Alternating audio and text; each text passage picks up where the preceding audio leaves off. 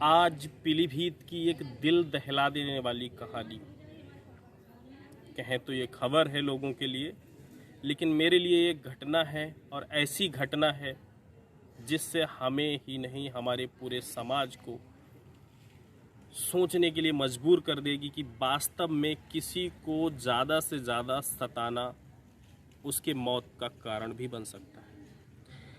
वैसे तो मैं ये चीज़ आपको एक न्यूज़ के माध्यम से दिखाना चाहता था, लेकिन आज मेरा दिल किया कि इसे मैं अपने शब्दों में एक कहानी के रूप में आपसे बयां करूंगा, और इसीलिए मैं मौजूद हूँ आज एक पार्क में, और वहाँ मैं इसे एक कहानी बतौर आपको सुनाने जा रहा हूँ।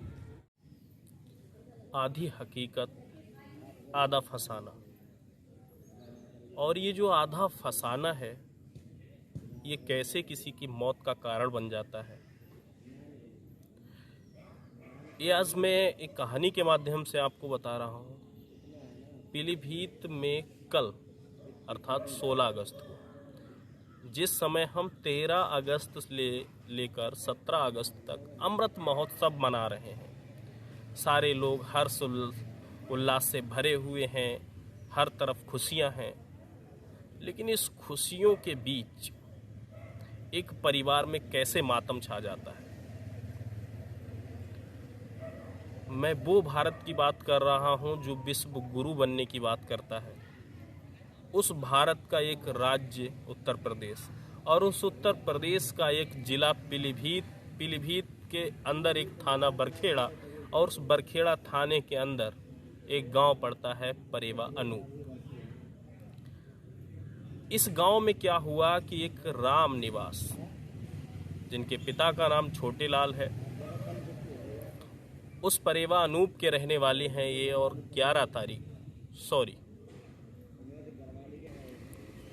16 तारीख को लगभग सुबह 11 बजे इनका पास के ही एक व्यक्ति से झगड़ा हो जाता है।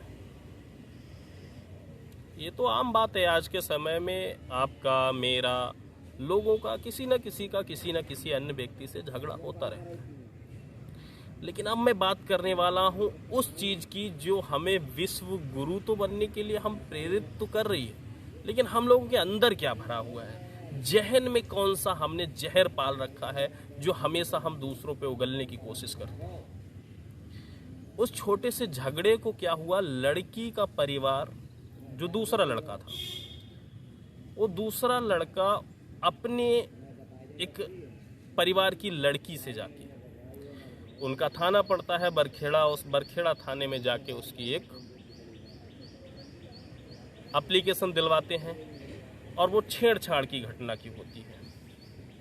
और उस छेड़छाड़ की घटना में मैं आपको बता दूं, पुलिस के द्वारा 452, 354 और 304 में मुकदमा दर्ज कर लिया जाता है।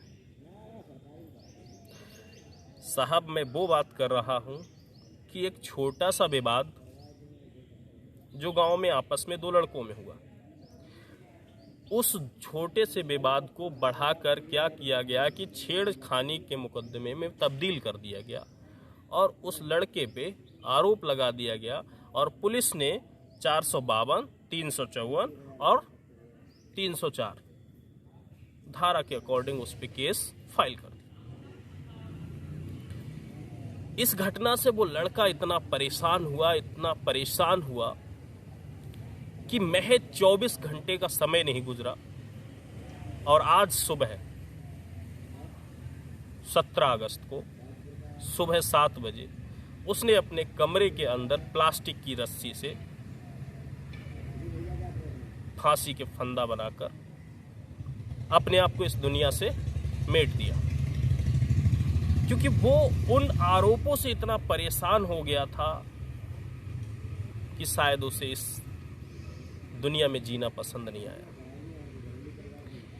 लेकिन ये कहानी लेकर मैं आपके लिए इसलिए नहीं आया हूं कि ये घटना है, आए दिन ऐसी घटनाएं होती हैं, लेकिन हमें आपको जो सोचने पे मजबूर कर दे, क्या इसमें वो बात नहीं है। आज वो बच्चा इस दुनिया से चला गया जिसकी उम्र मात्र 22 साल थी, जिसकी एक पड़ोस के सिर्फ लड़के से झगड़ा हुआ था, और उसने जाके उसे छेड़खानी के मुकदमे में दर्ज करा दिया। पुलिस ने मुकदमा दर्ज कर लिया। लेकिन उस घटना का जिम्मेवार क्या अकेला वो लड़का है? प्रश्न उठता है कि क्या पुलिस प्रशासन जिसने घटने की मुकदमा दर्ज किया, क्या वो दोषी नहीं है? अब यहाँ बड़ा प्रश्न चिन्ह है ये कि बिना जांच कर एक मुकदमा फाइल किया जाता है, उसमें बच्चे की मृत्यु हो जाती है, वो लोगों से आहत होकर अपनी जान दे देता है, वो तो चला गया। अब यदि ये केस झूठा पाया जाता, आधी हकीकत आधा फसाना, और ये जो आधा फसाना है ये कैसे किसी की मौत का कारण बन जाता है, ये आज मैं एक कहानी के माध्यम से आपको बता रहा हूँ। पीलीभीत में कल अर्थात 16 अगस्त को, जिस समय हम 13 अगस्त से लेकर 17 अगस्त तक अमृत महोत्सव मना रहे हैं, सारे लोग हर्ष उल्लास से भरे हुए हैं, हर तरफ खुशियां हैं, लेकिन इस खुशियों के बीच एक परिवार में कैसे मातम छा जाता है। मैं वो भारत की बात कर रहा हूँ जो विश्व गुरु बनने की बात करता है। उस भारत का एक राज्य उत्तर प्रदेश, और उस उत्तर प्रदेश का एक जिला पीलीभीत के अंदर एक थाना बरखेड़ा, और उस बरखेड़ा थाने के अंदर एक गांव पड़ता है परेवा अनूप। इस गांव में क्या हुआ कि एक राम निवास, जिनके पिता का नाम छोटे लाल है, उस परेवा अनूप के रहने वाले हैं ये, और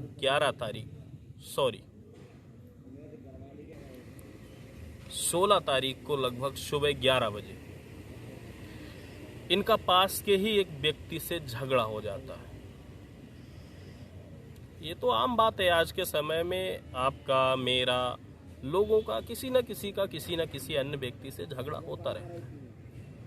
लेकिन अब मैं बात करने वाला हूँ उस चीज़ की जो हमें विश्व गुरु तो बनने के लिए हम प्रेरित तो कर रही है, लेकिन हम लोगों के अंदर क्या भरा हुआ है, जहन में कौन सा हमने जहर पाल रखा है जो हमेशा हम दूसरों पे उगलने की कोशिश करते हैं।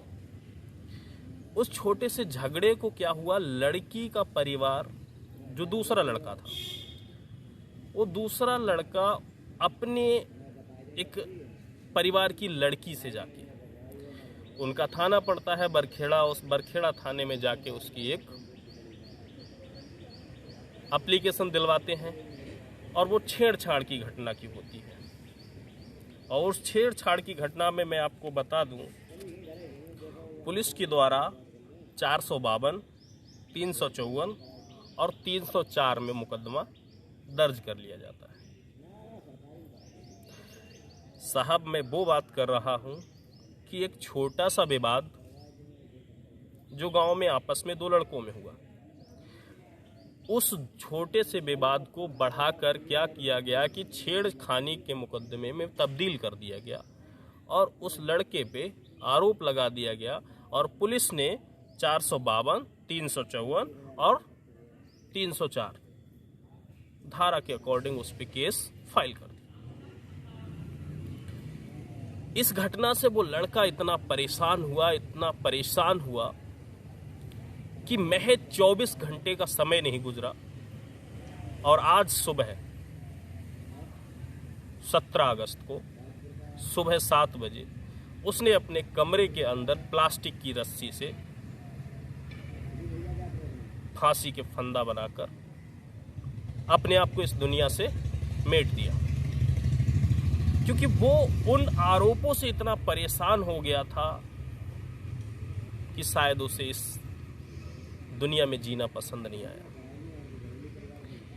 लेकिन ये कहानी लेकर मैं आपके लिए इसलिए नहीं आया हूं कि ये घटना है, आए दिन ऐसी घटनाएं होती हैं, लेकिन हमें आपको जो सोचने पे मजबूर कर दे, क्या इसमें वो बात नहीं है। आज वो बच्चा इस दुनिया से चला गया जिसकी उम्र मात्र 22 साल थी, जिसकी एक पड़ोस के सिर्फ लड़के से झगड़ा हुआ था, और उसने जाके उसे छेड़खानी के मुकदमे में दर्ज करा दिया। पुलिस ने मुकदमा दर्ज कर लिया। लेकिन उस घटना का जिम्मेवार क्या अकेला वो लड़का है? प्रश्न उठता है कि क्या पुलिस प्रशासन जिसने घटने की मुकदमा दर्ज किया, क्या वो दोषी नहीं है? अब यहाँ बड़ा प्रश्न चिन्ह है ये कि बिना जांच कर एक मुकदमा फाइल किया जाता है, उसमें बच्चे की मृत्यु हो जाती है, वो लोगों से आहत होकर अपनी जान दे देता है, वो तो चला गया। अब यदि ये केस झूठा पाया जाता है, ये माना जाता है कि उस लड़के ने छेड़खानी नहीं की थी, वो छोटा सा एक विवाद था, लेकिन लड़के की तो मौत हो चुकी है, तो उसमें उसका जिम्मेदार कौन होगा? क्या उसके घर वाले होंगे जिन्होंने बड़े प्यार से उसे पाला? कौन होगा इसके जिम्मेदार? आज 17 अगस्त है, सब आज़ादी का अमृत महोत्सव मना रहे हैं, आज अंतिम दिन है, लेकिन क्या पता था उसे आज़ादी का अमृत महोत्सव उसकी ज़िंदगी का अंतिम दिन होगा। ऐसी तमाम कहानियाँ लेके मैं अपने इस एपिसोड में आपके लिए आता रहूँगा। फिलहाल आज के लिए दीजिए इजाज़त। जय हिंद।